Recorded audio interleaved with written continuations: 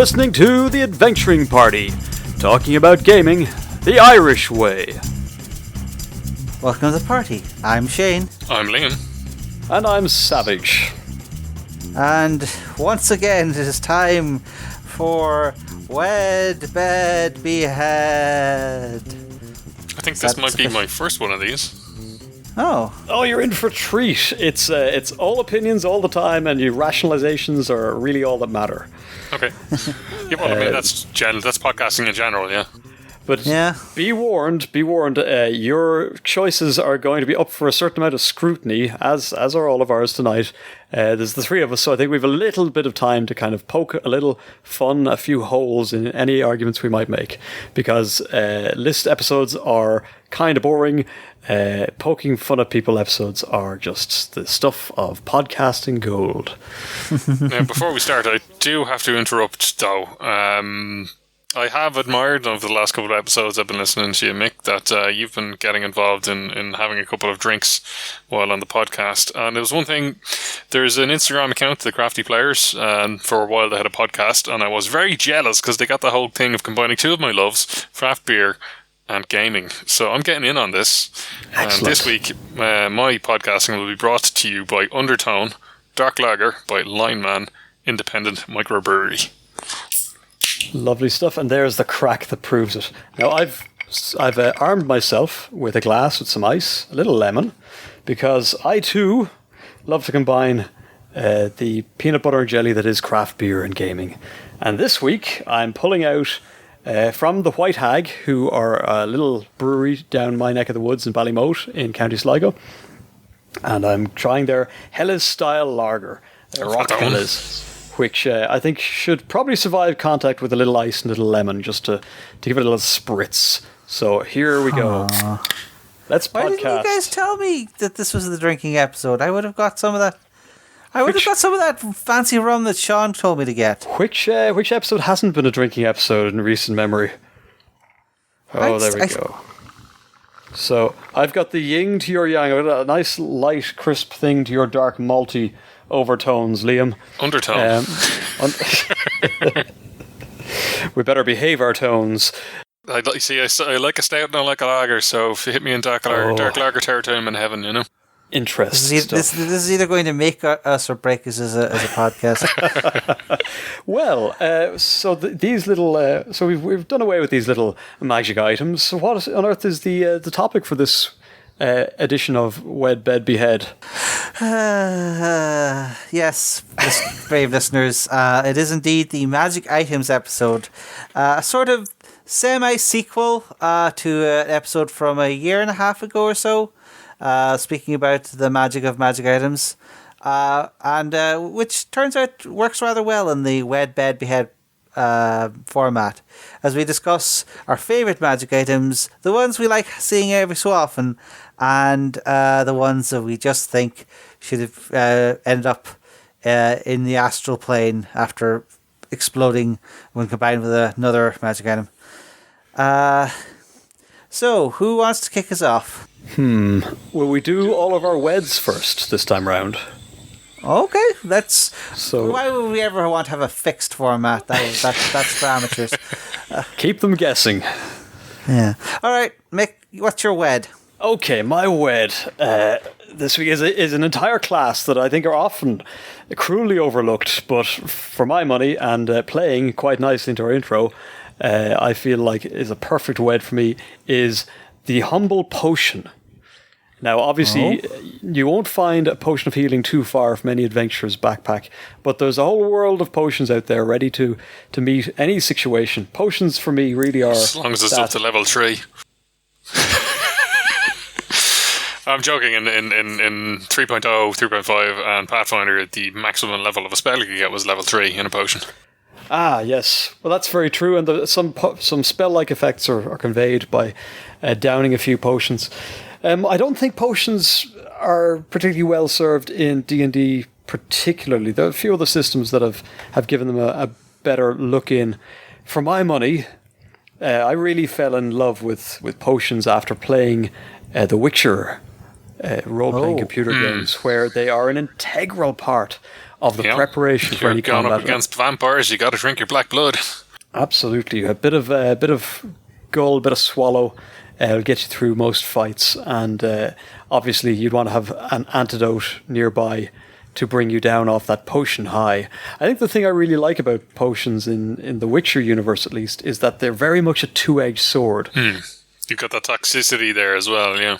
Well, too many of them, and a bit like our own favourite potions, the Humble Brew, they'll have you on your backside, if not worse.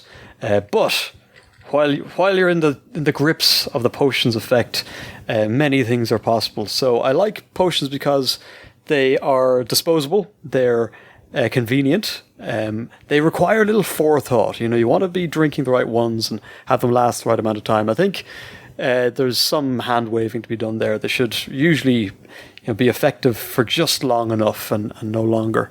But certainly I like to see them in every game. I give them out liberally as a GM because I like my players to have a bunch of magic stuff that they're not necessarily tied to forever, and they should be glugging potions and looking for novel ways to use combinations of invisibility or spider climb or anything. They can also be quite appealing because, well, they give you an awful lot of versatility, and certainly in my opinion, versatility is power. And absolutely. As well as that, they're great loot and great treasure because a lot of the times when you're selling stuff back, you only get half money from them, and you're not going to make that much money selling them. So you'll probably hang out there and use them. Whereas, if you just, we found another +1 magic sword. All right, well, let's just sell that. Yeah, exactly. A well-stocked potion cabinet is certainly key for any fun-loving party. Do you think it matters whether they are loot or if you make them yourselves? Do you think that changes the equation? Because you're making the example of the Witcher games where there's a fully built out mechanic for the player to make his or her own particular special potions that only they can really use because of the being a protagonist and all. If memory serves me correctly, Eberron introduced the Artificer, whom I declared my undying love for in one of the last Red Dead Beheads. I believe one faction or one factor, one facet of the Artificer was his ability to make and deploy alchemical preparations rather quickly. Yeah, and Pathfinder 1 and Pathfinder 2 have had the Alchemist class as well.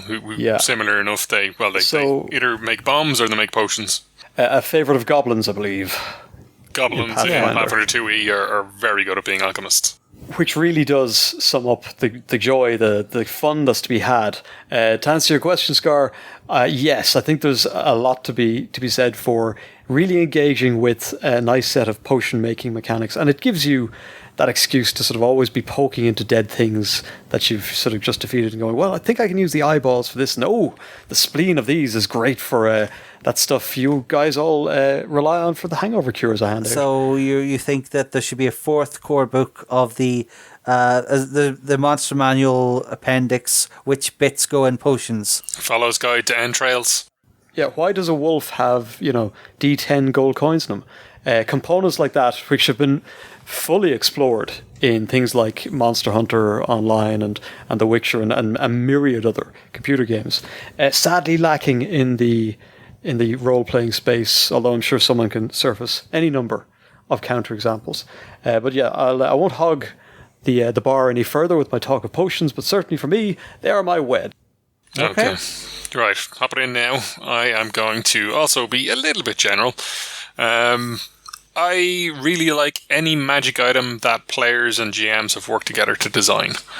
Not every system accommodates it. Most versions of D&D, there's some note in there about making your own magic items, and there's some guidelines, but it's generally not a done thing. I guess what I'm really looking at would be like the likes of Ars Magica, where it's very common that you might just spend a couple of seasons crafting a new magic item. And that can be... The rules are fairly comprehensive, and that can be something, say, like my character in one of the campaigns that I ran kind of focused on fighting and hunting demons. So I'd spent a long time, made sure, got a big quest, sent people off to go get red coral to give me +10 against demons, and then enchanted it, and it basically was this amazing demon fighting weapon. And then I compare that to one of the other characters who just wanted a bit of a laugh and make things easier in the Covenant. So they rigged up a bucket to a magic stone, and that magic stone, when it was dry, it lost all of its weight. So he rigged it up to a bucket and a stick, and then a little reservoir at the top of the well, so that basically the stone would dry, lose its weight. The bucket would then descend to the bottom of the well, and then the wet stone would obviously rise back up from the bucket going down, and then the stone would dry out and then start to fall down again. Or did I describe that backwards? But anyway, you get the idea. And this retracted the bucket automatically, did it? It automatically retracted the bucket and just filled the reservoir, so nobody had to pull a rope to bring the water. That's wonderful. Total nonsense, like total nonsense. And it took great. his character 6 months to make this thing. That's great. The hero of the village.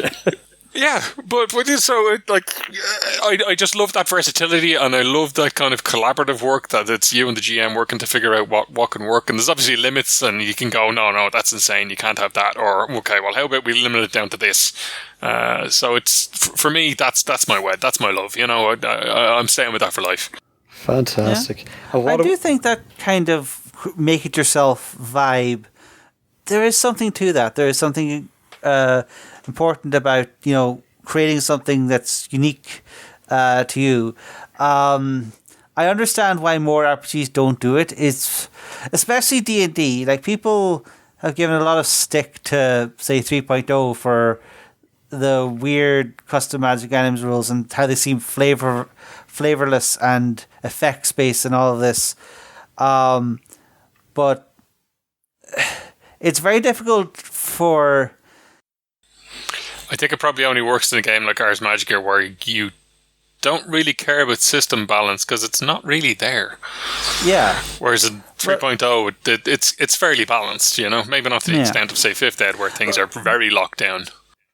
Well, the thing about so I was trying to make so as I trailed off into the plains of thoughtlessness, is that D&D was originally designed around finding magic items, not making them, and therefore its balance-based approach to magic items is maybe not, well, in 5th Ed it's sort of less balance-based, but you understand it's like D&D's rigorous approach to magic item and what effects a magic item could do aren't the best match, because you're not supposed to just pick a bespoke. Well, I mean, in previous editions, it used to cost you, days and years of your life. Or it used to cost you XP. Lumps of XP. Whereas in 3rd Ed and in I don't know, recall 4th Ed, but 3rd Ed and certainly in Pathfinder, it just costs you money. That's it. Money and time. That's it. Yeah, which I think there's merit. Sorry, I think there's merits to a lot of those different approaches. I recall being quite fond of the rigor that 3rd Ed 3.5 had for the magic item creation, but the problem being that the costs were generally so high that you were probably better off getting something off the shelf or finding something in a dungeon. Although that's a totally different topic, but you could not be more wrong, because you basically got a 50% discount on anything you make. And even more if you say, well, this bow can only be used by a ranger who is chaotic neutral. Or something along those lines. Yeah, there's the ways that you could sort of restrict access, and obviously it didn't matter to whoever was making it because they were tailoring it appropriately for the discounts, opened up some magic item creation. I don't recall seeing too many of them. Now, that said, any GM worth their salt, magic item creation rules or not, is probably listening to their players and as they speculate on the sorts of things they might find. And in that sense, there is a collaboration. What pops out of the dungeon isn't necessarily completely random. 5th Ed, I believe, roll on 3 tables will get you a magic item of sorts with some quirks. So perhaps a little undercooked. But yes, that could be the occupation of an entire campaign.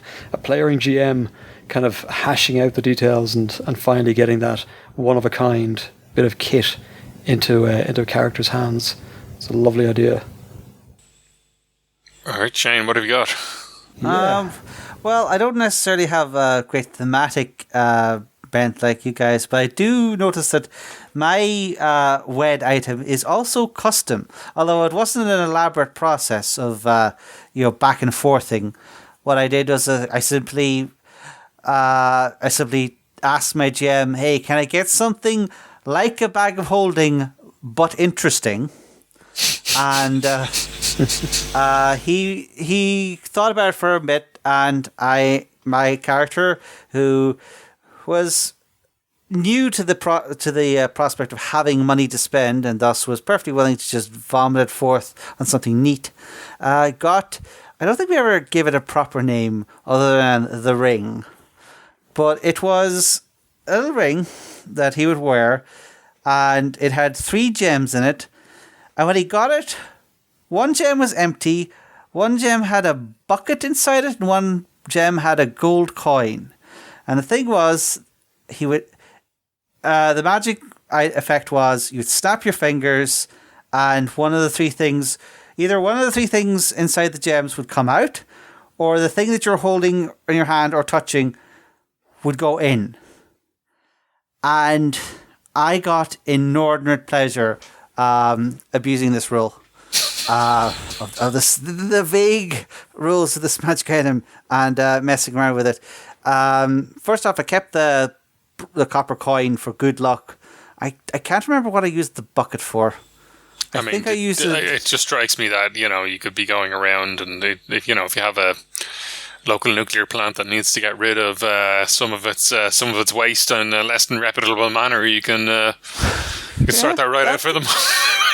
It wasn't quite nuclear waste, although we did go to the planet of horrible death, where my cleric sort of captured one of the local beasties with a stone-shaped spell, just sort of stone-shaped the roof around it as it was trying to crawl into some crevice to sneak attack us again for ridiculous damage. And I just sort of stone-shaped it, put my hand on the stone-shaped ball, and kept him for I think a couple of months of campaign time, or weeks in character, until the very climactic fight when we were fighting this gigantic shadow undead, and I just sort of threw this ball of stone at him. It broke open, and the horrible Pokemon came out and started eating the guy's face. And then there was the time I stripped myself naked instantly with it, because I just was touching my armor, activated it, and just all my armor came off. Were you wearing nothing under your armor? It's got a chafe. I was a dragonborn. It scales. But yeah, it was a simple concept with some defined rules and some wiggle room, and we were able to get infinite, use out of that. Test the limits. I can only have 1 item in a thing, but if you put a whole bunch of stuff in a barrel and take the barrel, I think it actually was a little inconsistent. You can have a lot of fun with extra dimensional space. I do remember in one campaign where we had a portable hold and I was playing an archer, fairly high level, and you're firing 7 arrows around, and just say to the GM, look, every now and again I just want to give you 100 gold, and I just want to have a barrel sitting in that portable hole filled with arrows. I'm not keeping track of them. I don't care. I'm not doing it. Yeah. That's the thing. I think I suspect, for no particular reason, that we're going to revisit this topic in the end as we go on. But yeah, I like this. I like this idea of a custom magic item, unique to me, that has interesting uses, and playing around with it. It was a playful campaign, so it suited perfectly, and it's just that synthesis of defined rules with wiggle room and interesting effects that I think is why I fall in love with that magic item more than any other I've made or given out in my gaming career. So a singularly unique ring, how appropriate for your wed. Now it's time for beds, I believe. Right, so we're back up the top of the sheet. It's me, Savage. The bed, for me, bed items are always something a little bit crazy, something you not necessarily want to see all the time. And I can't think of a more appropriate magic item in this case than the deck of many things, So dip your fingers into the deck It if can you go dare. very right, or it can go very wrong. It is it's a real gambler's item. You know, this, if you encounter the deck of many things, even a few cards out of it, you are quite literally willing to put your entire campaign on the flip of a coin. The draw of a card in this case. The deck consists of 22 cards, marked with such icons as the Fates, the Fool, the Key, the Moon, the Rogue, Ruin, the Throne, the Void. Any one of these may be pulled. I believe you declare, when you draw from the deck, you declare how many cards you're going to draw. You must draw that many cards within... Yep. You can't quit while you're ahead. No quitting while you're ahead. If you decide to go big, then you are going big, and usually your entire party is going to get dragged into the process. Anything can come out of the deck. You could get a minus penalty to all your saving throws. You could gain a fortune of jewels or a major magic weapon. You might be granted wishes. However, you can get a castle, or a Balor will turn up and kill you. Yeah, a dread wraith will appear, an aspect of death which you must defeat alone. Or you may immediately lose all wealth and property from your person. So it might render you as naked as a dragonborn with a special ring. It is quite literally we've run out of ideas campaign item. We don't care what happens next, just as long as something happens. That's when the deck shows up.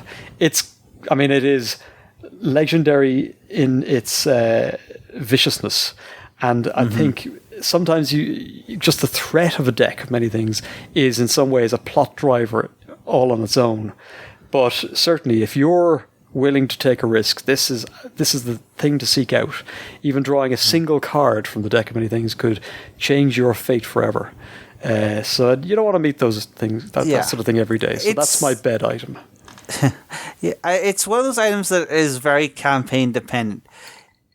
I think all the big horror stories about the deck of many things are from campaigns where, like, the players were trying, like, the only ones who can save the world, and then half of them disappeared into the void, and half of them became god kings, and, you know, the plot was just went complete bananas Fruit Loops.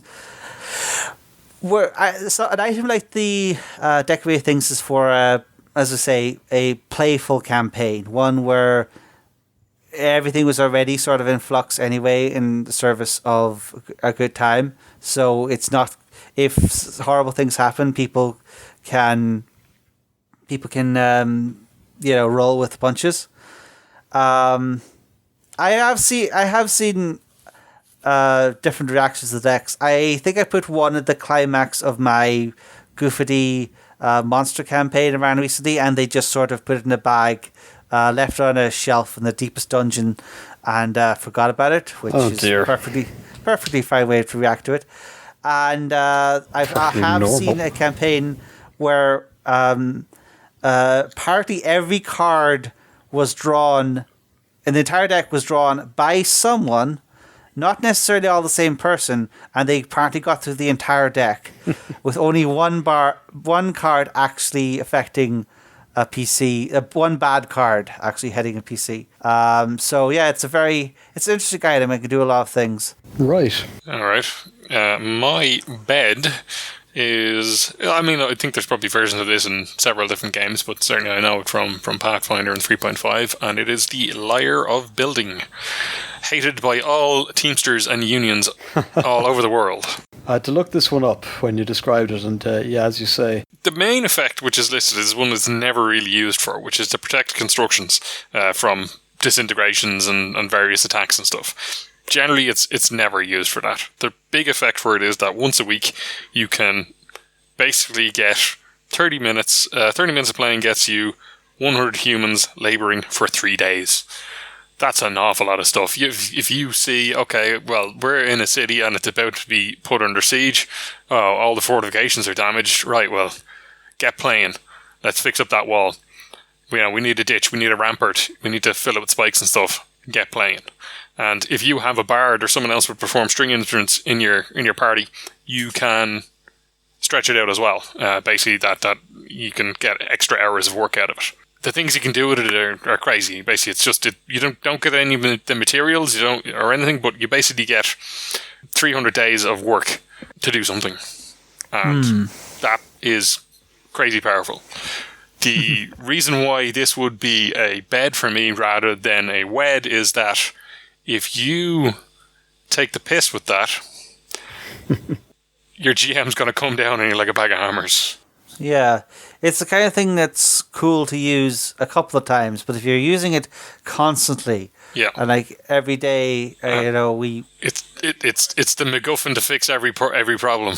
I think then it would become very problematic. But for something like that, where you have it in your back pocket and you're just there to use it for just the right emergency. Okay, well, it could be a very big back pocket. Maybe it's an exponential space back pocket. Oh, don't get me started. It certainly does strike me as you only want one or two of these kicking around the world, or as you say, you're going to put real strain on the local peasant economy, as they've nothing to do. I can see lots of local ordinances being in place to prevent the building of Liars of Building, or the making of Liars of Building, because it would put a lot of local people out of work. As if we needed any more reason to chase off bards. So that first use, the way that it shores up anyone can use buildings is kind of interesting, because that really does play into a siege. If you need to that desperate action to hold the walls just long enough to rally the troops, that seems to be the place where it stands in. The second thing, as you say, it's incredibly useful in the run up to a siege. One for the planners, one for the people who like to sort of think about things strategically. Your Hannibals and such. Yeah. So me. Well, there you go. And it's your bed because, as you said, it's not it's fun for a night, but after that, I think it would quickly tire. Yeah. A lot of build up, but eventually, what are you left with? A bit of a strum. Okay. The memories, that's what you're left with. Man, these segues are getting worse and worse. Okay, let's. It's all my fault. Well, I could have said the memories of making sweet, sweet music. Probably be better. My bed is the Ring of Wishes and other 9th level spell effects. I've come around to the idea that being disruptive once or twice in a campaign is probably not too much of a... sure, you can if you could in fact cast Wish every day, yes, the idea of a coherent campaign could very quickly just disappear in a puff of logic. But I don't think there's a particular issue with handing out one wish or one scroll of time stop to have as a one-time effect. Something big, something that changes the world. There's a little bit of if somebody has one of that resource, that what's the thing the Bitcoiners say? HODL. You hold it, you hoard it, because you never know when you might need it. What if we've spent that wish and then we need that wish? It's a bit of a problem for the hoarding player. I guess there's that FOMO that people experience. But let me get this straight. Your magic item choice is a ring that bestows 3 of the wish spell. Yes. So it's just wish. Or are we just a spell that can duplicate the effect of every 7th or 8th level spell? So your magic item choice is a bunch of spells. Arcane or 9th or 7th level's cleric spell. Well, it's certainly versatile. That's 3 shots to do anything you want. And then there's also the other stuff of, I wish for a ham sandwich or whatever. But, something like that. Something like a once-off true polymorph that's permanent or a once-off, Yeah, I have used it. I've used Wish in a game where got reincarnated, came back as a bugbear. I wish to be an elf again. Yeah. Done. Couldn't have just shaved a bit, no? I don't see a problem in handing out... you can make a very good argument that having these high-level spells in a game is sort of disruptive and pointless and destroys logic. But I think my reading on my look at the history of D&D is that these high-level spells weren't really meant to be like something you cast every day. They were meant to be aspirational. They were meant to be something that you looked for, quested for the chance to get once. And, your character's probably going to retire at level 11 and you're never actually going to, be able to cast these things. But it's still okay to have an effect like that in the game as something that you quest to get.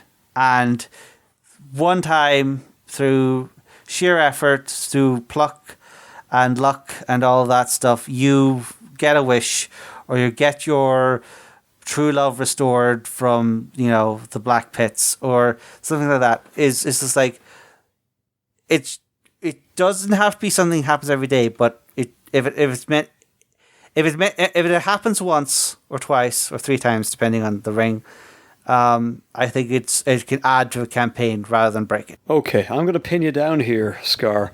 You've got this ring and you've got 1 charge left in it. What wish effect, ideally, would you be casting? What's the one you're... Yes, you're in the game. It's you're playing. You've got this. Your character has it. What are you going to do? A cure for COVID.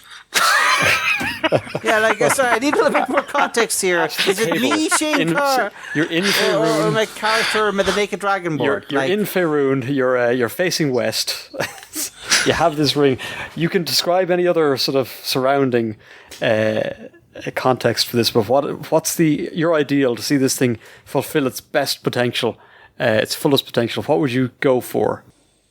I'd probably wish for Spelljammer. That sounds like a good. That's a hell of a wish. What do they cost? Couple of million? Something like that. Okay, probably. There you go. A Spelljammer appears. Excellent, and that's pretty sexy. Flying boat. Mm-hmm. Which is also a good option for anyone who wants to a wed or a bed to have, but that's someone else's list, not ours. Well, and the other reason why this makes a good bed choice is that you've got 3 shots at it and that's it, and then it's gone. There you go. That's true, yeah. They're going to be 3 incredible shots. It'll just be a short-term fling. It'll be amazing. You'll remember for the rest of your life. I got 3 incredible shots of rum in my fucking drink, but you guys went ahead and started the beers without telling me. If you need to step away, Scarr, and reinforce yourself, I'll move on to the last segment. Let Liam get the bad jokes out of the system before I start drinking. That's what I'm here for. We're moving on finally to my favourite part of Wed Bed Behead, the beheadings, the bloody end. So I'm going to pick something quite mundane in the camp of extraordinary things. For me, my behead is the cursed, benighted, absolutely game-ruining bag of holding. And you might be thinking to yourself, what? Bag of holding? It's useful. Everyone gets one. Every party has 1 or 2 kicking around. Well, this is exactly that ubiquity that I hate it for, because the bag of holding essentially negates probably one of the most interesting, for me at least, parts of games of adventure. You are suddenly freed of all constraints in terms of what you can bring with you, so you just throw everything there. Bag of holding, bag of the bloody kitchen sink, I say. It frees the party from having to do any sort of serious thought about what they need to get through a dungeon. They just go, we'll fire it all in the bag of holding.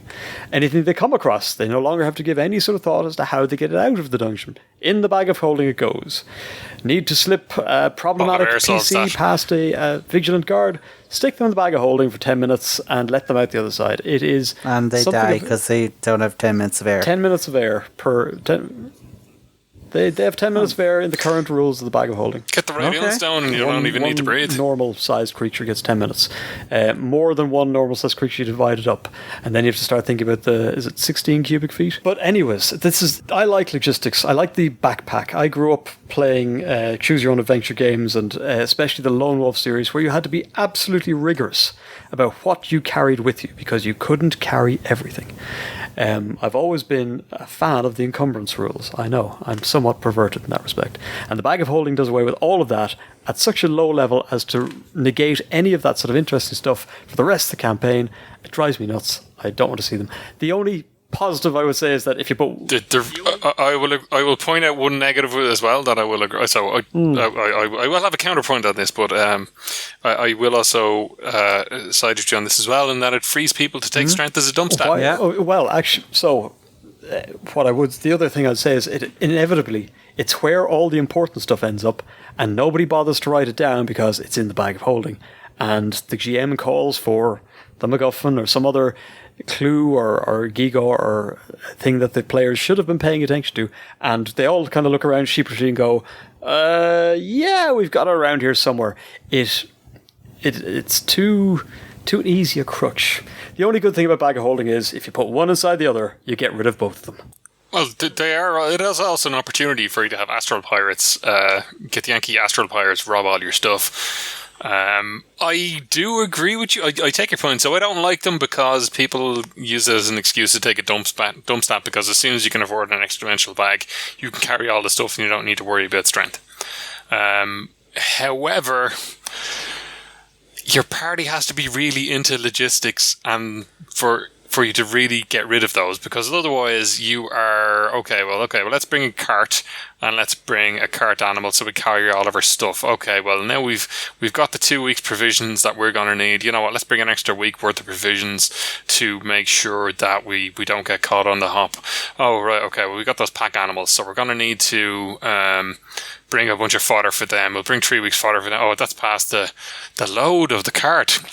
Oh, okay, so we'll have to get a second cart, which means we're going to have to get even more fodder. And, you know, at a certain point, you're calculating how much fodder you need for carts for your fodder.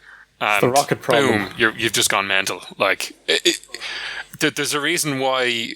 I can't remember. There is a quote from the Second World War, which was like, amateurs plan tactics, professionals plan logistics. Yeah. There's something like that. I don't remember who said it, and whether I got it exactly right, but that's the gist of it. But you have to really be into that to really plan that, and the bag of holding does free us out of that.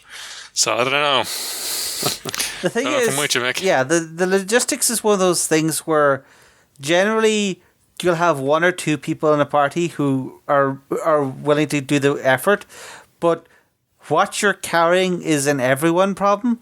So people sort of... There's only so much as you can pass off to your designated quartermaster or whatever. Not with a bag of holding. It just gets thrown into the unfiltered, unfiled bag of holding, and inevitably whoever's holding it forgets to write anything down or even notices how much is going in. I think of all the campaigns I've played, I think maybe in one or maybe two did the GM ever actually check encumbrance. The thing is, it's like... Other than that, it was kind of like, unless you're taking them, unless you're... Well, if you are fond of sinking people's boats or dropping them out of high places, then believe me, what they weigh suddenly becomes incredibly relevant. And the bag of holding robs you of that opportunity to really make people think about, well, if I'm going to climb this cliff face, should I really be weighed down with all this gear? I just throw it in the bag of holding, it'll be fine. In fact, there are dramatic sort of kinetic things that happen around weight and speed and drowning. Not in most systems. In most systems, there's just a magic number, and if you're under that number, you're fine. You know, I can carry 100 pounds worth of stuff, and I can do handstands and cartwheels. But if I carry 101 pounds worth of stuff, then I can't. I'll be taking negatives on my cartwheels and flips and cliff climbing. More a hit piece on encumbrance in games, which is probably a good topic, but also another episode. I think Savage has a point, which, you know, me admitting that should mean that it has significant merit, but I don't think we're going to solve this problem. Okay, so should I move on to my behead? Okay, well, my behead is I'll give a specific example, but basically it is an item which changes the rules in order to be there. And generally you see this in splat books, and the example that I'm going to give of it is in Pathfinder. Someone came out with the with the potion sponge. Okay, so let's use an example. So you fall out of your boat and you take out of your pack, your handy haversack, say, your potion of water breathing, and then you go to drink it. And maybe you have an argument with your GM, because your GM's like, you can't drink underwater out of a glass bottle. But, you know, it's magic. It's a magic item. Fine, you just do it. And generally you just go, fine, you drink a potion of water breathing. It's fine. The wonder that is shower beer will know that it is perfectly possible to drink out of a glass bottle underwater. I know from scuba diving that it is impossible to drink out of a glass bottle underwater. It just leaks out and fizzes out. It just doesn't work. If you have a Capri Sun, however, you can drink out of a Capri Sun underwater, or any of the other foiled things, just because there's no... You squeeze it and you get it out of it, otherwise it just kind of oozes out. Anyway, that's not the point. But somebody came along with a potion sponge, and basically what a potion sponge is a 2 GP item, which is an egg-sized sponge, and you absorb 1 dose of a potion with it, and basically you do as a full round action, you take this potion out and you suck the potion out of the thing Underwater. and that's how you take your potion. Right. Underwater. And it's a I believe it is a one-shot item. Interesting. Or is it a one-shot item? Doesn't specify, it can't be used again. But anyway, so you have to have planned to have all of your potions in this thing, or else take it out, soak it into the sponge, and then soak it up, which would take 2 rounds.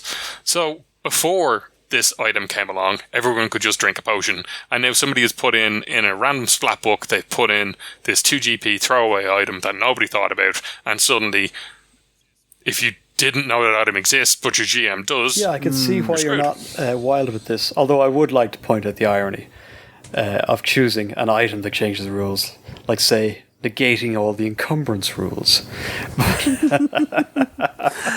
But yeah, so this does strike me as a solution in search of a problem.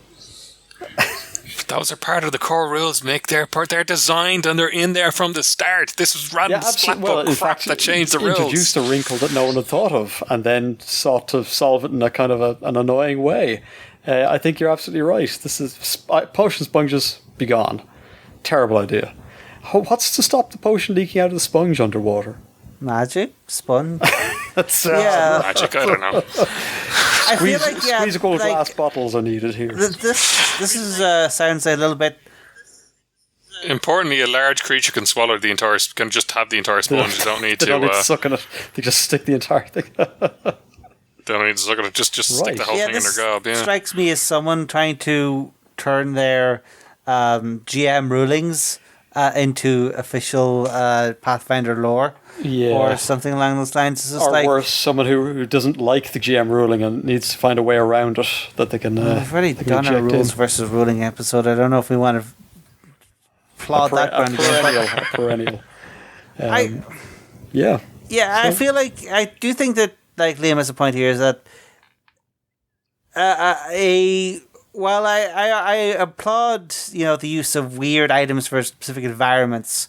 I was one of the people who's fan of those Sea Rack and Stormscape and like Frostfell stuff for 3.0 because they were filled with all kinds of weird special materials and items designed for Arctic gear, and then inevitably they would never get used because like there would be a whole bunch of extra spells and magic items in the book that negated the need for any mundane equipment. But yeah. I understand like that you don't want an item that just sort of rains on your parade because someone got a bug up there wherever to make something explicit. Where before the fact that the GM could fit the rules to fit the campaign was something of strength. Yeah, I'm 100% on board with this one. Things that sneak in from splat books are almost always pretty ill-conceived. They don't really consider how this is going to affect anything beyond the specifics of whatever they're there to solve. And this strikes me as a perfect example. Yes, the potion sponge looking for a problem to solve. There was something similar. I'm just remembering there was something similar. There's loads. Certainly in Pathfinder, there's loads of them. There's like feather step boots, which totally negates an entire feat chain. There's braces of Falcon's Aim, which are like braces of archery, There was but in just 3.5. better. There was like the rod of midnight or something, and it was basically the rod that let you have extra turning attempts every day. So like, yeah, your cleric can turn more undead. Except this was the same book that introduced a whole bunch of feats to let you use your turn attempts to make your spells more powerful and stuff. So you just have 57 of these sticks in your back pocket, and every time you wanted to power up a spell, you just pull one out and make a super spell, and then just throw it away and get a new one. Should never be allowed 57 of anything. Oh, that's not a magic item. That's a multi-pack. Now, the rules of this game have not changed, so we have one last. Okay, Scarr. this is where I turn around on Mick. Something I've never done in this episode before. I thought about this well, and for a time I thought my choice here was going to be the +1 sword, because just adding +1 is boring. I considered it as well, yeah. Then I remembered something that was actually worse than just being a little bit boring. It's also the gate thing of like, oh well, all these things you can't even hurt unless you have magic, and they're going, right. But I was thinking about it, and I realized there was something I did hate more than just adding numbers things, and that was. Is it making your sword flaming? Because that's also pretty No, useful. I think it's a sword. This was. Everything's got resistance to fire. Scarr, what are you beheading? The potion of +5 to some random skill. And other items that you get, you say, and you put in your back pocket and you never use for the entire campaign. Like the little paper animal thing, the little paper animals that turn into real animals. The rope that can tie itself onto a hook 10 feet up. All of the feather tokens. And of course, the potion that gives you +10 to swimming for 10 minutes. As it's like these random situational bonuses that just go nowhere, and you keep them around because, they're not worth selling, and they might come up sometime, but you never use them. You never use those potions of bark skin, because the action that you would use to increase your AC by 2 points is better used just killing 5 goblins. All these things is just like. I don't know. There is something nice about that one time that you need a boat that would fit 50 people. You take out a feather token swan and just boom, you've got a giant boat. I can understand that, but. Or it blocks a corridor. It's a lot of uses for a boat. So, Scarr, let me get this straight. Have you turned your behead? Have you turned your behead into my wed? You and they call me Savage. My word. It's not necessarily the potion in particular, but I notice this happen the most with potions. Is that potions will have like I noticed I was listening when you made your points, and you were bringing up the cool potions. You were bringing up the potion of invisibility, the potion of spider climbing, whereas I'm thinking about the potion of +5 to sneak, or the potion of +10 to climbing. And I think that's the fundamental difference, is that if you're handing out a magic item in a game, it should be something that lets the player do something new, do something unique, approach a problem in a different way. Yeah, sure. The feather token of boat being used to block a corner, that's cool. I like, that's actually useful. The one that turns into a whip, less so, but you maybe if you need to. Free attacks. Does it attack on its own? Oh yeah, they changed it so it attacks its own. Yeah, it's a free attack. It just attacks without. You just command it to attack and it attacks away. It's great. All right, sorry. Now it's way too expensive, so no one uses it unless they happen to find it or got one for free. Is, I'm 100% with Scarr here. There is absolute. I mean, and I think every GM has had this disheartening sensation when they look at their players, they present them with an interesting problem, a fiery moat that must be crossed, or a room that turns everything upside down. And they know that the players have 7 or 8 different things in their haversack of holding, or their bag of infinite emptiness. But they simply either through lack of attention or a failure of imagination, simply do not bring them to mind and thus do not use those items. There's nothing worse than a magic item that's left on the shelf, dusty and forgotten. I'd have to agree wholeheartedly with you. It is up to, if you have magic items gifted to you, you'd better be looking around for reasons to use them. Like a kid with a gun, you want to go bang bang as soon as you get your finger on the trigger. Yeah. So we should be handing out sexier potions.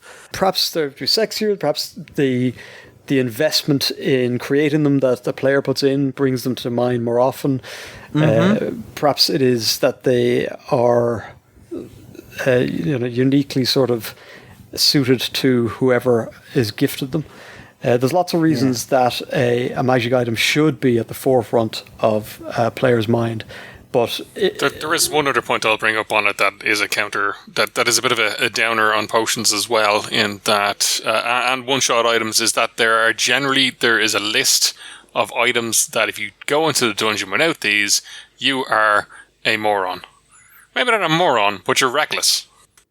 I suppose for the standard dungeon created in a vacuum, then yeah, it's a 10-foot pole and rope and things like that, absolutely. I don't know, I kind of like the... You don't have a potion of air bubble. You're totally mad. Any clouds come at us, you're just gone for it. That's a good one. Yeah, I hadn't thought of that. You don't have a potion of flesh. You don't have an oil of flesh to stone. Stone to flesh. Then what if somebody gets petrified? Oh, and the list goes up as you go up and up a level. There's like ones that are kind of must have potions, or else you're crazy. Well, they're not the be all and end all. There are other ways of getting around some of those problems. But I do like the idea that rugged old adventurer teaming up with a young brash cohort, and they're watching him pack, and he's putting the potion in his bag, and one of them sort of picks one of the potion up and gives it a shake and says, "What's this?" He says, "Careful with that. It's a potion of gender swapping." And they kind of look at, "What? Why? Why are you bringing this?" "You'll see." It's like the gnarly, weird edge cases where so those odd potions you might have come across become vital. Yes. With that potion of gender swap and that how to disguise, I once seduced a hobgoblin general. That's the Bugs Bunny maneuver, we call that one. Scarr, anything to add to the item you never use? Is that a failure? Is that a failure of the item, or is that a failure of the player? What are we beheading here? Sort of both. I feel like you should, if you're handing out an item, it should be something that... But actually, you know what? It's not a failing either. It's probably a failure of the DM to emphasize, to give the players problems that need those little bonuses and edge case effects to resolve. I don't agree with the big OSR thing of, the players should never look at their character sheet. But I do understand the impression of maybe they should look to their equipment sheet as well as their list of 57 special feats once in a while. So maybe GMs, make your players look at their equipment list a little bit more. Scarr, your version of the OSR has got some really weird rules. it's terrifying. I think we need to behead this episode at this point. Yeah, we specifically picked this because it would be a quick episode, and at 5:30 we said. Yeah, I don't know what the formula is. We have less people, the episodes are longer. We have more people, the episodes are longer. I don't know what it is. I think it might be the beer. If we're having fun, the episodes just get longer. Maybe. So we've had fun tonight, I suppose. It's been a bit of a rollick. Okay, do you want to take us out, Scarr? All right. Well, adventurers, now you know our preferences for incredible pieces of magical power, rods and bags and holes and such forth, and of course all the lubricating potions involved. But if you have particular kinks for magic items that you'd like to reveal to us in total faith, hit us up on our social media. But otherwise, let's pack up everything in a Heward's handy haversack. This party's over.